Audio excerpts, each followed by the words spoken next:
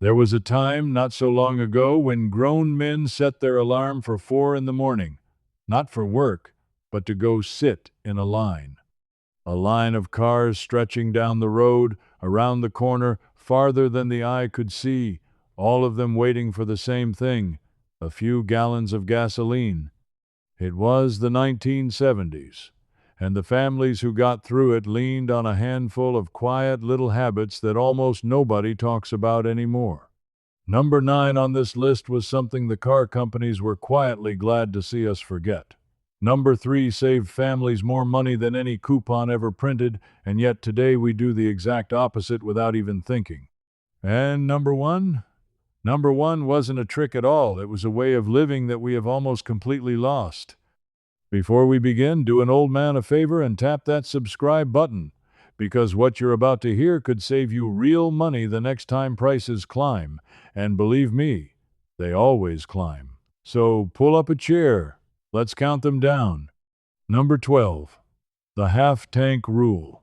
In the old days, folks ran their cars down to the very last fume before they bothered to fill up. During the crisis, that habit could leave you stranded, so families made a new rule and they never broke it. You never let that tank drop below half. The moment you dipped past the halfway mark, you started watching for your chance. It meant you were never desperate. You never had to join the worst of the lines, fighting for the last drop at an empty station. A half a tank in the driveway was a little bit of peace of mind, and peace of mind in those years was worth more than the gasoline itself. Number 11, reading the flags. Most stations put out a colored flag so you'd know before you ever pulled in. Green meant they had gas come on in. Yellow meant they were rationing, limited amounts only. And red meant don't bother, we're dry. A whole country learned to read those little flags the way a farmer reads the sky, and the Sharp families learned something more. They learned the rhythm of their own town. They knew which station got its delivery on a Tuesday morning, and they'd be there waiting in the dark before the sun came up. They paid attention, and paying attention, it turns out, was half the battle. Number 10, the odd and even days. Now here's one the young folks can hardly believe. It got so bad that the government stepped in with a system based on your license plate. If your plate ended in an odd number, a 1, a 3, a 5, you could only buy gas on the odd days of the month. If it ended in an even number, you bought on the even days. Imagine that. You couldn't just decide to fill up. You had to check the calendar first. You had to check your own license plate. Families with 2 cars got clever. 1 car with an odd plate, 1 with even, and suddenly you had a way to buy gas almost any day of the week. It took a little planning, but planning was something people were awfully good at back then. Number 9, the smaller car. This is the one the car companies were not happy about. For years, the American dream had 4 wheels and a great big engine. Long, heavy, chrome-covered machines that drank gasoline like water. And folks loved them. Then the crisis hit, and that big, beautiful car became an anchor around the family's neck. So people made a quiet, practical choice. They started buying small, little economy cars that sipped fuel instead of guzzling it. The neighbors might have raised an eyebrow, but the fella in the little car drove right past the gas line while everyone else sat and waited. It was the first time in a generation that Americans chose sensible over showy, and their wallets thanked them for it. Number 8, emptying the trunk. Here's a trick so simple that folks today just laugh until they try it. Families cleaned out the car. All that weight you haul around, the tools, the sandbags, the boxes you keep meaning to bring inside, every extra pound makes the engine work harder, and a hard-working engine drinks more gas, so they stripped the car down to just what they needed. They checked the tires, too, and kept them filled to the proper pressure, because a soft, low tire drags along the road and quietly wastes fuel mile after mile. It cost nothing, not 1 penny, just a few minutes and a little attention, and it stretched every single tank a bit further. Number 7, shutting it off. Folks back then learned to hate the sound of an engine running for no reason. If you were waiting on someone, you turned the key off. If the train was coming through, you shut it down. Idling, they realized, is paying good money to go absolutely nowhere. They learned to drive gentle too, to ease off the line instead of stomping the pedal, to coast up to a stop sign instead of braking hard at the last second, to drive like there was an egg under their foot. Today we leave the car running while we dash inside just for a minute. Our grandparents would have shaken their heads. Every minute that engine runs, you're burning money you already worked hard to earn. Now, before we get to the big ones, let me ask you something. Are you starting to notice the pattern? Not one of these cost a dime. Every single one was just common sense and a little discipline. The kind of thing that nobody could sell you. So eventually, nobody reminded you to do it. Keep that in mind, because the next few are the ones that really mattered. Number 6. The bicycle in the garage. When gas got dear, a lot of families walked out to the garage and dusted off something they'd forgotten all about, the bicycle. Suddenly, that trip to the corner store didn't need a car at all. The children rode their bikes to school, the way children always had. Dad pedaled to the train station. Mother walked to the neighbors instead of driving. The whole world got a little smaller and a little quieter and a good deal healthier, too. Folks who lived through it will tell you they felt better in those years than they had in a long while. They just didn't have a name for it yet. Number 5. The garden out back. A surprising number of families planted a vegetable garden during those years, and the reason might surprise you. Yes, it saved money on groceries. But just as much, it meant one less reason to start the car and drive across town to the store.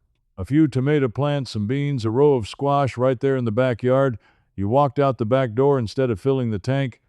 Folks shared what they grew with the neighbors too, and the neighbors shared right back.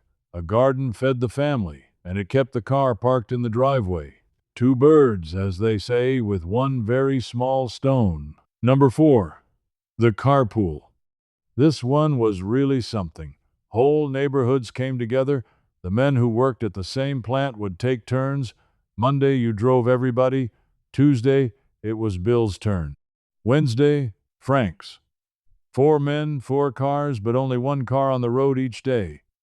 The other 3 sat parked, saving every drop. The mothers organized the children the same way, with a schedule tacked up in every kitchen on the block. And here's the part I always come back to. Those rides did something more than save gasoline. The men got to talking. The neighbors became real friends. A hard time, in its own strange way, pulled folks closer together. We don't do much of that anymore, and I think we're a little poorer for it. Number 3. Trip chaining. This is the big one. The habit that saved more gasoline than anything else on this list. And it's the one we've forgotten most completely. In the easy days, you'd run out for milk, come home, then go back out for the bank, come home, then out again for a prescription. 3 separate trips, burning gas the whole way. During the crisis, nobody could afford that. So families sat down at the kitchen table on a Sunday evening and planned the entire week. Every errand, the grocery, the bank, the post office, the doctor, all mapped into one single loop that hit them in the most sensible order. 1 trip, 1 tank, everything done. Mother kept a running list on the icebox door, and nobody took the car out for just one little thing. Now think about how we live today. We make 4 trips for 4 errands and never once consider combining them. Our grandparents would be astonished at the gasoline we pour down the drain simply because we never learned to plan. Number 2. The notebook in the glove box. This is a small thing, but it tells you everything about how people thought back then. A lot of folks kept a little notebook right there in the glove box, and every time they filled up, they wrote it down, the date, the price, the gallons, the miles since the last fill-up.